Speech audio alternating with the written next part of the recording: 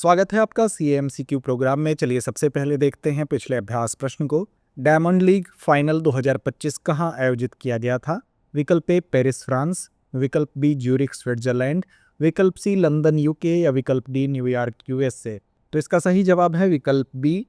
Diamond league final 2025 Zurich Switzerland में आयोजित किया गया था, अतः विकल्प बी सही है।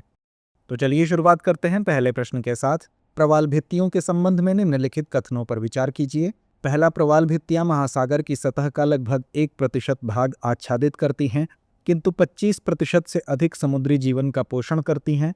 दूसरा, प्रवाल में जुक्सेंथेला शैवाल पाए जाते हैं जो प्रकाश संश्लेषण करते हैं तथा उनकी ऊर्जा की 80 से 90% आवश्यकताओं को पूरा करते हैं। तीसरा, पोषक तत्वों से युक्त सीवेज अथवा उर्वरक बहाव से उत्पन्न यूट्रोफिकेशन तीव्र शैवाल वृद्धि को प्रोत्साहित करता है, जिससे प्रवाल विकास अवरुद्ध होता है। उपर्युक्त कथनों में से कितने सही हैं? विकल्प ए केवल 1, विकल्प बी केवल 2, विकल्प सी सभी 3 या विकल्प डी कोई भी नहीं। तो इसका सही जवाब है विकल्प सी।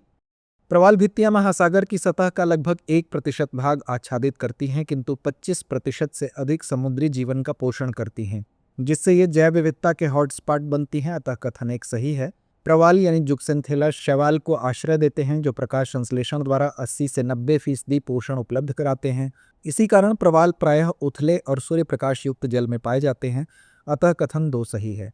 सीवेज अथवा उर्वरक बहाव से उत्पन्न अतिरिक्त पोषक तत्व यूट्रोफिकेशन का कारण बनते हैं, जिससे तंतुयुक्त शैवाल का तीव्र विकास होता है जो प्रवालों से प्रतिस्पर्धा कर उनके विकास को बाधित करता है, अतः कथन 3 भी सही है।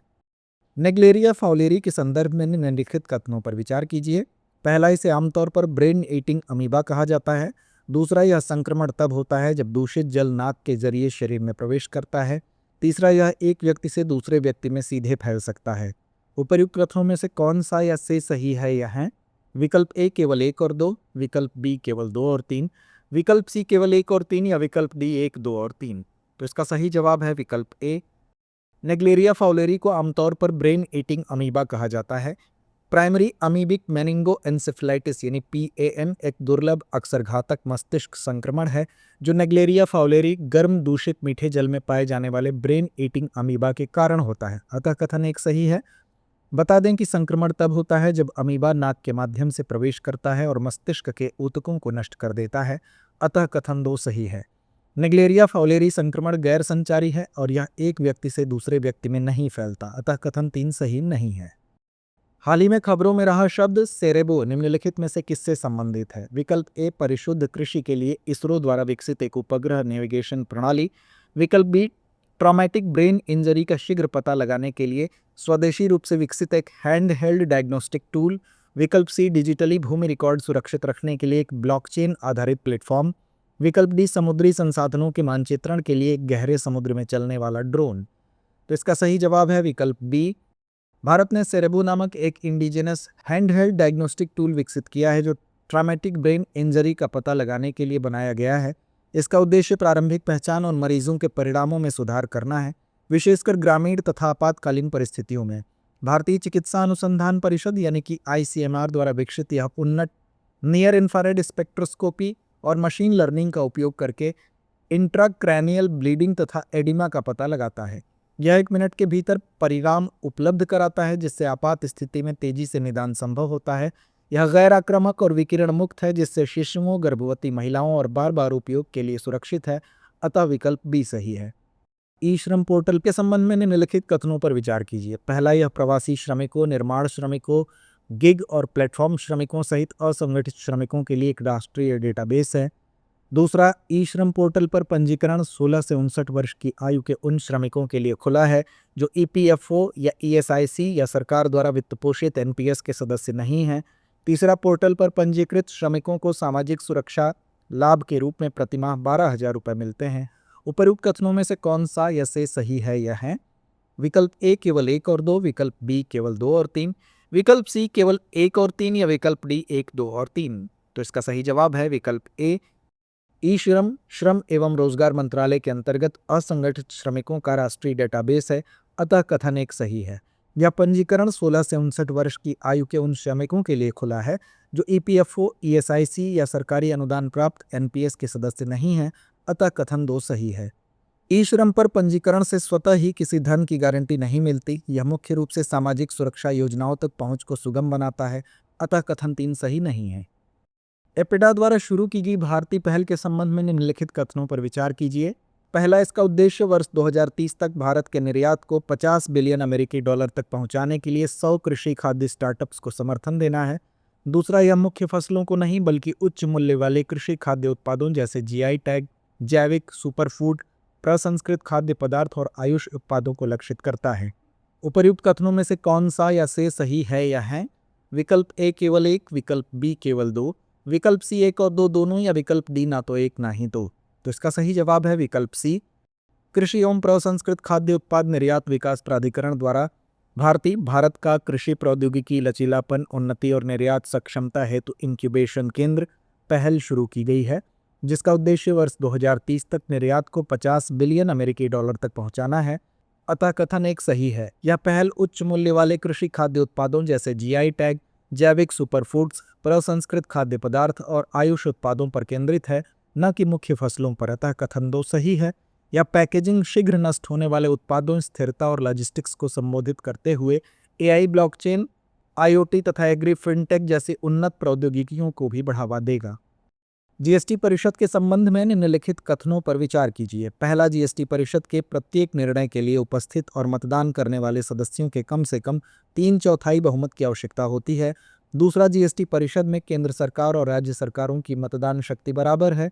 उपर्युक्त कथनों में से कौन सा या से कथन सही है या है? विकल्प ए केवल 1, विकल्प बी केवल 2, विकल्प सी 1 और 2 दोनों, या विकल्प डी ना तो 1 ना ही 2। तो इसका सही जवाब है विकल्प ए। अनुच्छेद 279 के तहत स्थापित जीएसटी परिषद एक संवैधानिक निकाय है जो भारत में जीएसटी के कार्यान्वयन और प्रशासन के लिए जिम्मेदार है, जिसका सचिवालय नई दिल्ली में है। इसमें सहकारी संघवाद के उच्च मानक स्थापित करने की परिकल्पना की गई है तथा यह जीएसटी पर महत्वपूर्ण निर्णय लेने के लिए सशक्त प्रथम संवैधानिक निकाय के रूप में कार्य करता है। अनुच्छेद 279A(9) के अनुसार परिषद के निर्णयों के लिए उपस्थित और मतदान करने वाले सदस्यों के भारित मतों के 3/4 बहुमत की आवश्यकता होती है। अतः कथन 1 सही है। जीएसटी परिषद में केंद्र और राज्यों के पास समान मतदान शक्ति नहीं है। केंद्र के मत का भार 1/3 होता है, जबकि राज्यों के सामूहिक मतों का भार 2/3 होता है। अतः कथन 2 सही नहीं है। हाल ही में खबरों में रही विसंयोजन यानी डीलैमिनेशन की भूवैज्ञानिक प्रक्रिया को सर्वोत्तम रूप से किस प्रकार वर्णित किया जा सकता है? विकल्प ए, पृथ्वी के स्थल मंडल का विभाजन, जहां सघन निचला भाग मेंटल में धंस जाता है जबकि हल्का ऊपरी भाग गतिमान रहता है। विकल्प बी, अपक्षय और अपर्दन के कारण सतही चट्टानों के छोटे छोटे टुकड़ों में टूटने की प्रक्रिया। विकल्प सी, बिना किसी दबाव के एक भूभाग का दूसरे भूभाग पर सुचारू रूप से संचलन। विकल्प डी, मध्य महासागरीय कटकों पर ज्वालामुखी प्रस्फुटन के कारण नई भूपर्पटी का निर्माण। तो इसका सही जवाब है विकल्प ए।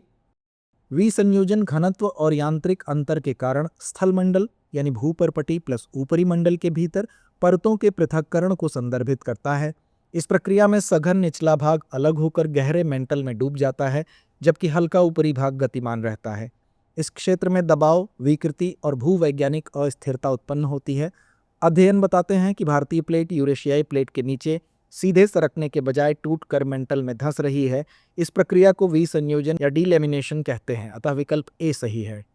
उत्तर प्रदेश इलेक्ट्रॉनिक्स पार्ट्स विनिर्माण नीति 2025 द्वारा निर्धारित निवेश लक्ष्य क्या है? विकल्प ए 2500 करोड़, विकल्प बी 5000 करोड़, विकल्प सी 10,000 करोड़, या विकल्प डी 1000 करोड़।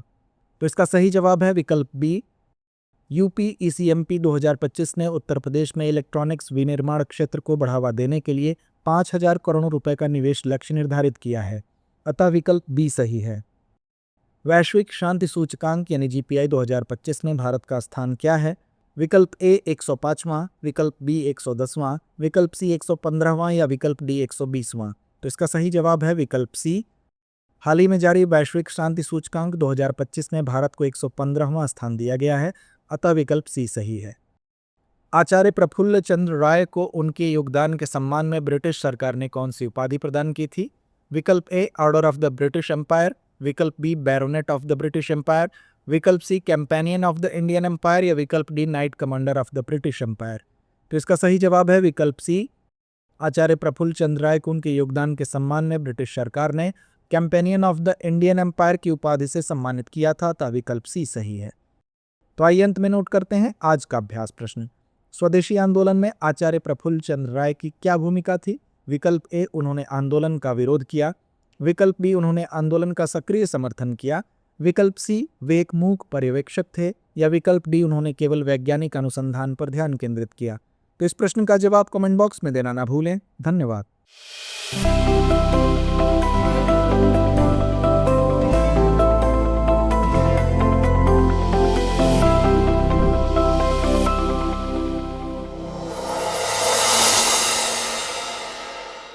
अब एग्जाम की तैयारी को और बेहतर करने के लिए हमारे चैनल को लाइक, शेयर और सब्सक्राइब करना ना भूलें।